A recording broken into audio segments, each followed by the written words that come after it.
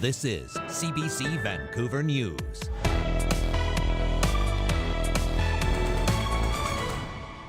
Growing fire risk. Our conditions are changing. They do have to be aware. They do have to be careful because it really doesn't take much to start a fire. Experts say the worst of the wildfire season is still ahead of us.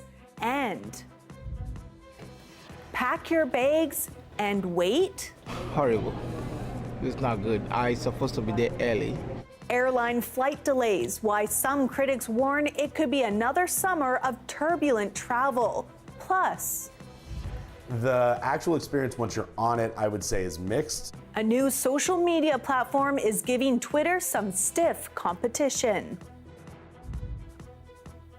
Good evening. Thank you for joining us. I'm Janella Hamilton. Dan is away tonight.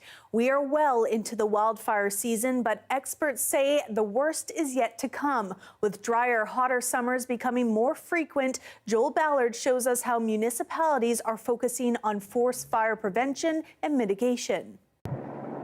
Last October, Coquitlam's Minikata Park caught fire. 14 hectares burned over 3 weeks. The fire burned right to the trail's edge here. You can see there's still some marks on the tree. These rocks still have burn marks on them. So the trail actually was an excellent fire break that was helping us contain it and fight it. Metro Vancouver manages more than 650 square kilometers of protected lands and parks. It has an overall wildfire prevention plan as well as individual response plans for each park. So at Metro Vancouver, we have 4 dedicated initial attack crews that are ready to respond to with any fires in the region. That includes some of our regional parks and, of course, our watersheds. Every park is also equipped with fire equipment and trained staff to respond to minor fires and keep them from growing. Prevention includes keeping park users in the know. We also do, manage public restrictions too. So staff put out signage that say, no campfires, no briquette barbecues, no smoking except in designated smoking areas, things like that. And then we patrol the trails and make sure people are educated. As BC continues to see hotter, drier, longer summers, preparing and preventing wildfires is a key priority, not just for Metro Vancouver, but municipalities too. Over the weekend, a wildfire broke out on Knox Mountain in Kelowna. I looked across the lake and I saw this big plume of smoke. 7 hectares were scorched, but luckily, the city had already focused on mitigation, clearing fire fuels. Without that work, Johnson says the fire could have been catastrophic. What would have happened is that fire would have ran along the tops of the trees. So no longer would be a ground fire. Our crews would be down below. The fire would be heading up into the subdivisions. In Vancouver, there's concern that the Park Board's plan to prevent wildfires in Stanley Park hasn't been updated in more than a decade. I just want to make sure that the Park Board has really evaluated the risk, assessed the risk correctly, and has taken every possible step for mitigation. Digby has submitted a motion to have the plan updated, set to be heard next Monday. Across BC, the majority of the province is at a fire danger rating of high or extreme. And officials say if you ignore the risk of wildfires, the cost can be high. Joel Ballard, CBC News, Coquitlam. Drought conditions are worsening on Vancouver Island, with rivers at extremely low levels compared to normal summer months. The bottom of this river in the Comox Valley is bare rocks in some places, and elsewhere the water is stagnant. That's due to extended heat last fall, followed by the heat in May that caused rapid snowmelt. Vancouver Island is at drought level 4. 5 is the most serious. It's certainly unusual to be this high this soon. It's surprising how quickly it went from relatively significant flows just because of the snowmelt process there in May to now being at very low conditions. Officials say level 4 drought means island residents can expect to see further water restrictions. A new report released by a climate change think tank is estimating the cost of the 2021 heat wave at $5.5 billion. When calculating costs, most people think of damage to infrastructure and the environment, but a researcher at the Canadian Climate Institute says there are also costs associated with human health and lives. So we're recommending that the government of BC ensure that those costs are tallied when it comes to predicting which types of climate change effects are going to be most significant in the province and where the province prioritizes investment in preparing for those. The figure of $5.5 billion was determined using what is called the value of statistical life. The report is calling on the province to account for human lives in its analysis. 15 weeks after transit workers walked off the job in the Fraser Valley, advocates say seniors looking to avoid the summer heat are struggling to secure safe transportation to get to air-conditioned spaces. Earlier this week, BC Transit renewed its alert, warning riders that service in Agassiz, Abbotsford, Chilliwack and Hope are among the transit systems still affected by the strike. One advocate in Chilliwack tells CBC with the temperatures hovering above 30 this week, she had 2 elderly clients who were sick from the heat. I think this is what nobody is really thinking about. They can't because we have no busing. So there's no cooling centers, and people with low income and lack of transportation are stuck. She says when the temperatures rise, seniors, people in low-income households, and single-parent families are the most vulnerable. In 2021, more than 600 people died when temperatures soared above 40 degrees. The sentencing hearing continued today for the man who killed 1 woman and seriously injured 6 others in a stabbing spree in North Vancouver 2 years ago. Statements from the victims and their relatives wrapped up at the BC Supreme Court in New Westminster today. Defense and Crown lawyers recommended a life sentence for Yannick Bandago, who pleaded guilty to second-degree murder, attempted murder, and aggravated assault. The knife attack took place in March 2021 at the Lynn Valley Public Library. Well, right now he's listening very carefully, and he's listening to everything. So the state of mind is that it's a realization that he's entered his guilty plea, and he knows that he has to go through the sentencing process. Bandago is scheduled to make a statement in court tomorrow morning.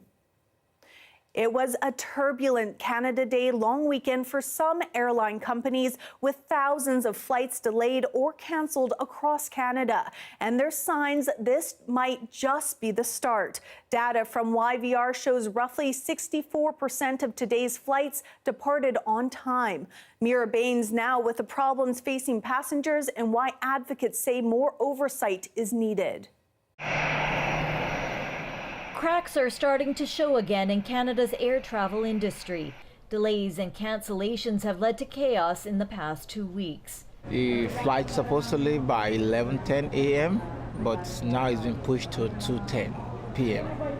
So, and I'm still here. People expect things to be running on time because they're paying such a price for the tickets, but yeah, it's not. Thunderstorms in eastern Canada and the U.S. led to the cancellation of thousands of flights across North America 2 weeks ago. This past weekend, some flights were delayed at Vancouver International Airport. The airport authority says that was due to constraints at NAV Canada's Area Control Centre on July 3rd. When we see that from NAV Canada with the airspace, we need to work with our airline partners to make sure that schedules are adjusted appropriately. WestJet CEO, meanwhile, says his flight was delayed by 2.5 hours today coming into Vancouver due to NAV Canada understaffing. The pressure on airports isn't easing this coming weekend. This is just the beginning of the summer travel season. More than 70,000 travelers a day are expected to move through YVR, and there could be more delays on the horizon heading into August. This aviation expert points a finger squarely on airlines, which he says have scheduled more flights than the system can handle efficiently. The aviation system in Canada needs some oversight to make sure that whatever is being sold to passengers has a half-decent chance of being executed by the aviation infrastructure. About 2,000 Air Canada flights were delayed or cancelled on the Canada Day long weekend, Saturday through Monday, according to figures from tracking service FlightAware. Air Canada said in a statement that it's made extensive preparations for the summer and went on to say, "We are the largest foreign carrier to the U.S. by frequencies, so issues there affect us disproportionately versus other Canadian carriers, and this can have knock-on effects to our entire system." Still, as the blame game continues, consumer advocates are calling on airlines to compensate passengers for a longer list of reasons for delays and cancellations. Mira Baines, CBC News, Vancouver. A warning tonight for dog owners after several coyote attacks at Lynn Headwaters and Rice Lake. A North Vancouver man is grateful to have his 2 dogs home safe after a distressing morning walk. Elliot Marsh says his bigger dog Quinn narrowly escaped an attack by at least 2 coyotes, but his smaller dog Kaya wasn't so lucky. Yeah, I mean, they were hot on her tail. She had some blood on her left ear and around the scruff of her neck. And they certainly weren't, even though Quinn and I were there, weren't kind of ready to let go of kind of their prey. Marsh says he swung at the coyotes with a log to chase them away. Kaya needed a few stitches, but is otherwise unhurt. Metro Vancouver Regional District says the Lynn Headwaters Connector Trail is now an on-leash trail until further notice, and dogs are not allowed on the Rice Lake Loop at all. In Vancouver's Kitsilano neighborhood, a car-free pilot project is causing some confusion. As part of U Street has been closed to vehicles since last week and will be for the rest of the summer. As Yasmin Khonea reports, while some welcome the move, not everyone is embracing the change. It's a 2-block stretch that overlooks Kitts Beach and Cornwall Avenue. And now it's closed to cars and open to pedestrians. A long time coming for some. Just makes it a nicer place to go and actually hang out and be. It's like more of a place for people. I think it's great for the summertime. A lot of cyclists come by and customers can now, walk on the road. And I think it brings in quite a few more customers. The pilot project will go on until the end of summer. Too long for some businesses who say the vehicle restrictions are disrupting their work.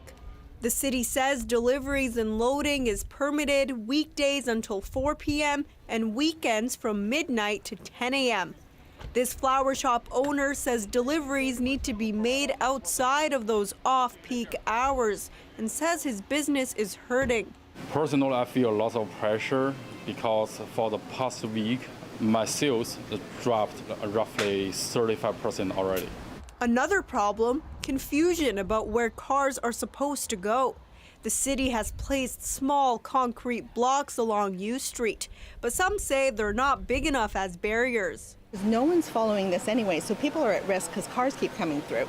Block that off, put up tables for people to sit. There's so many things that they could have done differently. People have lots of suggestions for the city to improve the street. I'd love to see it take off and actually be utilized. I think it would be great and allow the businesses to expand their patios. The city says it will monitor issues throughout the pilot and is open to making changes. If successful, U Street could be car-free during the summers or even year-round. Yasmin Khonea, CBC News, Vancouver. It's a standoff over online news. 2 of Silicon Valley's biggest names threatening to block Canadian consumers from seeing news on their sites and platforms. More on the showdown coming up next.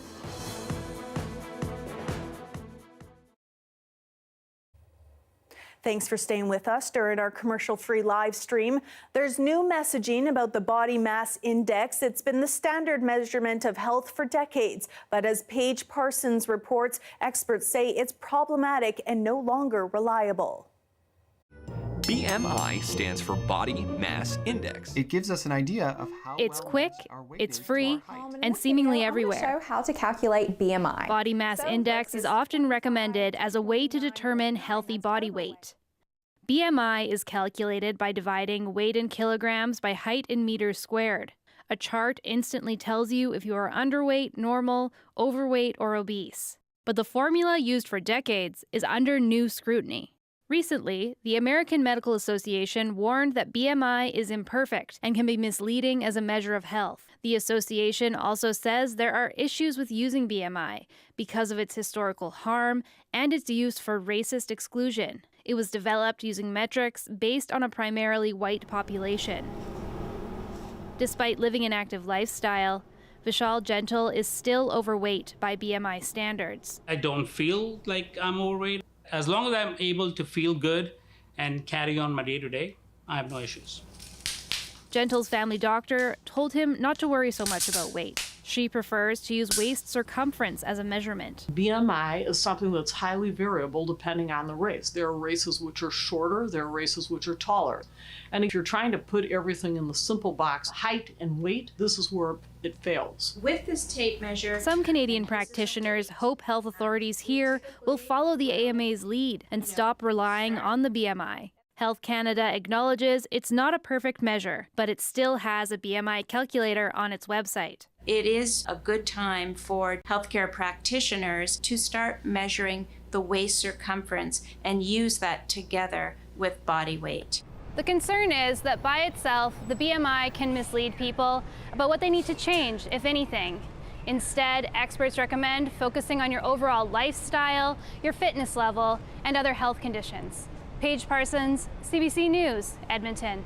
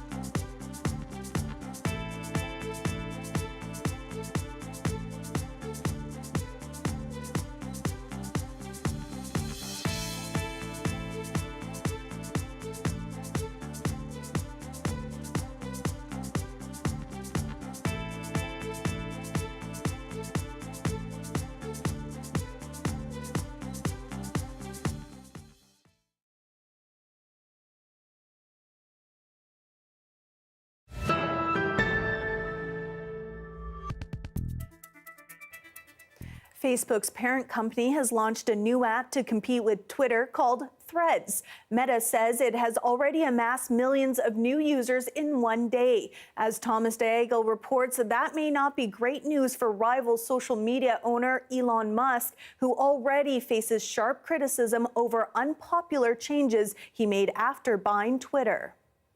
It scrolls and reads and looks a lot like Twitter.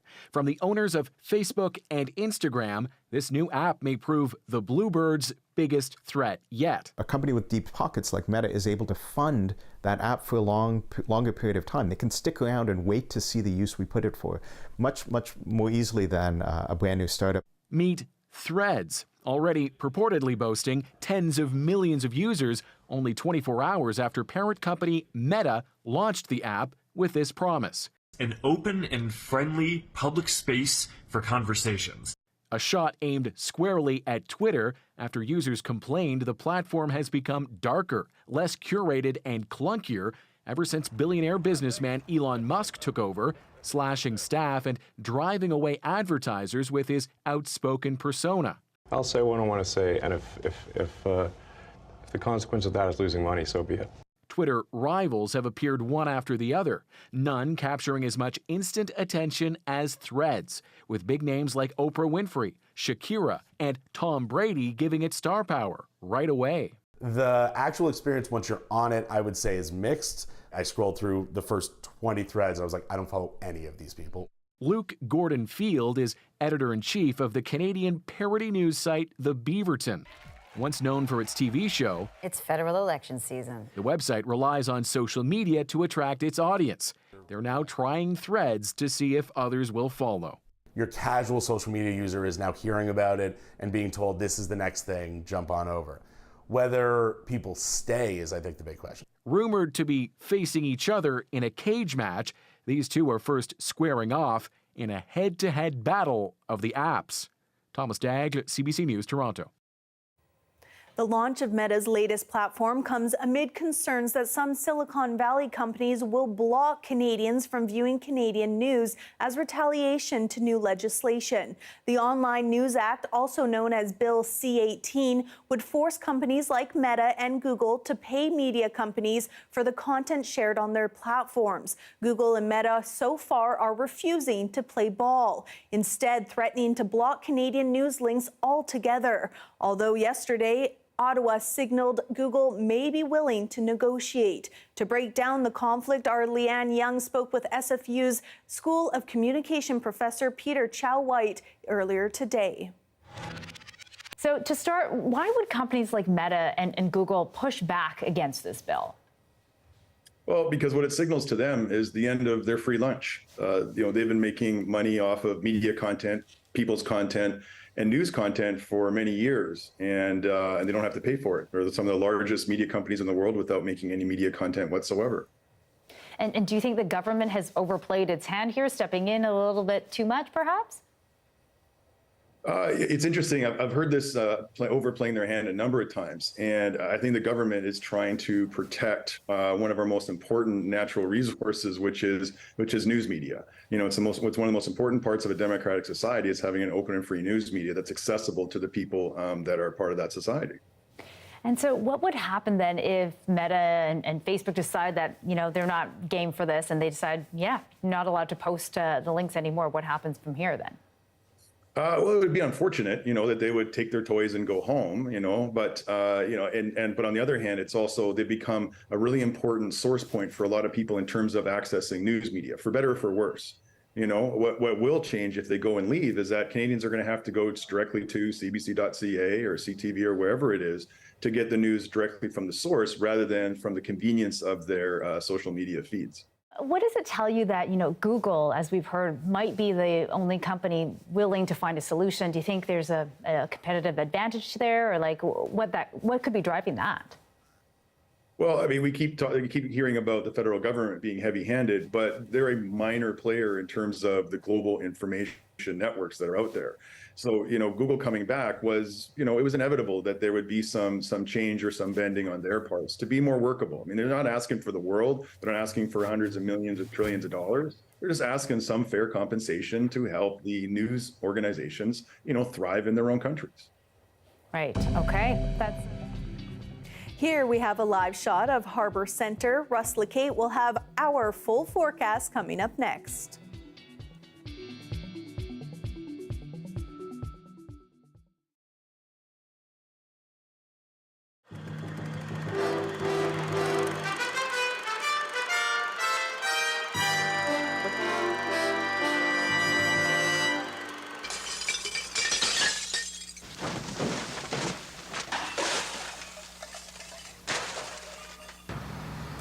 A sea of bottles, a mountain of newspapers. It may be garbage to most people, but to this man, it's a living. This is John. For 11 years, he's run Vancouver's recycling depot. And after all that time, he's somewhat of an expert on garbage. There's about 6 different qualities of newspaper, or paper. Pour them into that little bin. John sells this stuff to scrap companies. And while the people who haul the stuff in don't get paid anything, there is a very good reason why we shouldn't just throw this junk out. This is the place to come where I could get rid of everything in one spot, so here I am. Now, why do you come down here? I don't know. Why make the garbage pile any higher than what it is? And John agrees. Who wants garbage? Well, we can cut down at least 70%. Or, well, say 60%. Of our garbage, our waste, by using the articles that can be reused. John will deal in anything recyclable, but he won't touch plastic. Because there's no market for it. They made the damn stuff, now they can't find a way to get rid of it. John used to be an actor, and he used to sell telephones. But now, he's found another calling. Why did you get into this business in the first place? I don't know. Everybody said I was crazy. But now they're all asking me for a job. There's more to junk than meets the eye. For a collector, there could be hidden treasure. Those Wrigley signs were made before you were a child. They're a long time back. I seem to have a taste for things that are kind of crazy, you know. And some people have a taste for stealing, even from a junkyard. They stole my truck. They've stolen a number of bottles. Every once in a while, I'll look around and something has gone. John has no desire to be rich, but he does have a fantasy about his dog, Tanny. Actually, my fantasy would be train that damn dog so it'd be the littlest hobo. So you're happy living here? Sure. I'm a recluse. Eccentric. Now, what's the best thing that people can do with their newspapers and their bottles and their... Bring them to me. Keep me off welfare.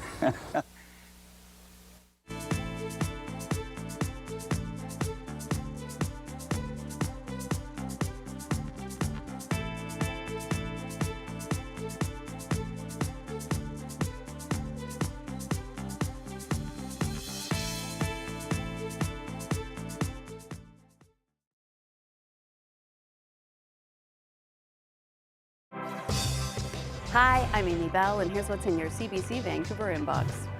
The 15th annual Latincouver Festival continues to July 20th, and CBC Vancouver is proud to be the exclusive media partner. Enjoy a series of sensational Latin American experiences and the popular Carnaval del Sol Festival. And the Herb Original is a new CBC British Columbia podcast. Stream it today on CBC Listen or wherever you get your podcasts. The weather update is brought to you by Direct Buy Furnace, installing the most reliable heating and cooling brand. It's hard to stop a train.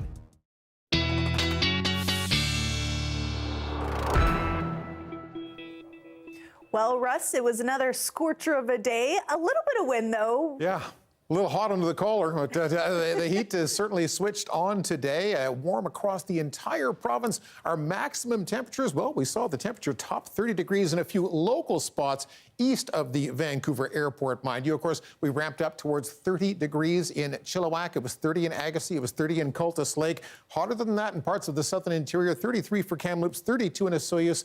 35 degrees with a continued heat warning for the Fraser Canyon. Here's your provincial forecast for tomorrow. The heat will be on, but it's more so for the interior areas, and with a little bit of moisture leaking through that high pressure ridge, probably triggering some isolated thunderstorms. Those icons make it look like there's a lot of them around. They'll be widely scattered, but they are in your forecast. Heat for Terrace, for Bella Coola, over 30 degrees. A small chance of scattered thunderstorms tomorrow afternoon.